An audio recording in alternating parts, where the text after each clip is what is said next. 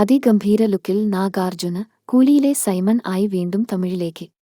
Telugu super താരം നാഗാർജുനയുടെ ജന്മദിനമായിരുന്നു വ്യാഴാഴ്ച. ഇതിനോടനുബന്ധിച്ച് ഒരു സർപ്രൈസ് പ്രഖ്യാപനം വന്നിരിക്കുകയാണ്. താരം വീണ്ടുമൊരു തമിഴ് ചിത്രത്തിൽ അഭിനയിക്കാൻ പോവുകയാണ്. രജനികാന്തിനെ നായകനാക്കി ലോകേഷ് കനകരാജ് സംവിധാനം ചെയ്യുന്ന കൂലി എന്ന ചിത്രത്തിൽ സുപ്രധാനമായൊരു വേഷത്തിൽ നാഗാർജുനയുമുണ്ടാകും. സൈമൺ എന്ന കഥാപാത്രത്തെയാണ് കൂലിയിൽ നാഗാർജുന അവതരിപ്പിക്കുന്നത്. കഥാപാത്രത്തെ പരിചയപ്പെടുത്തിക്കൊണ്ടുള്ള ക്യാരക്ടർ പോസ്റ്ററും പുറത്തിറക്കിയിട്ടുണ്ട്. മാസ് ലുക്കിലുള്ള നാഗാർജുനയാണ് പോസ്റ്ററിൽ കാണാനാവുക. സ്വർണ്ണ നിറത്തിലുള്ള ഒരു വാച്ചിലേക്ക് നോക്കി നിൽക്കുന്ന താരമാണ് പോസ്റ്ററിലുള്ളത്. കഴിഞ്ഞ ദിവസം ചിത്രത്തിൻ്റേതായി പുറത്തുവന്ന പോസ്റ്റർ ദയാൽ എന്ന കഥാപാത്രത്തെ അവതരിപ്പിക്കുന്ന സൗബിൻ ഷാഹിറിൻ്റേതായിരുന്നു.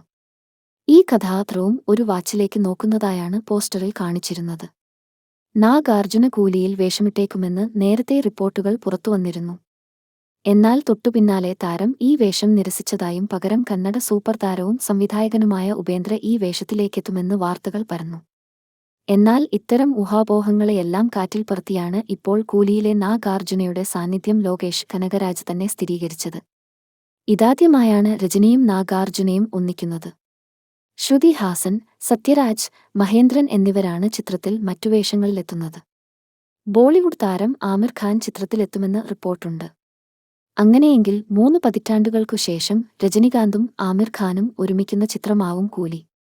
1995 പുറത്തിറങ്ങിയ ആദം ഗ് ഹി ആദം ഗ് എന്ന ചിത്രത്തിലാണ് ഇരുവരും ഇതിനു മുൻപ് ഒരുമിച്ചഭിനയിച്ചത്.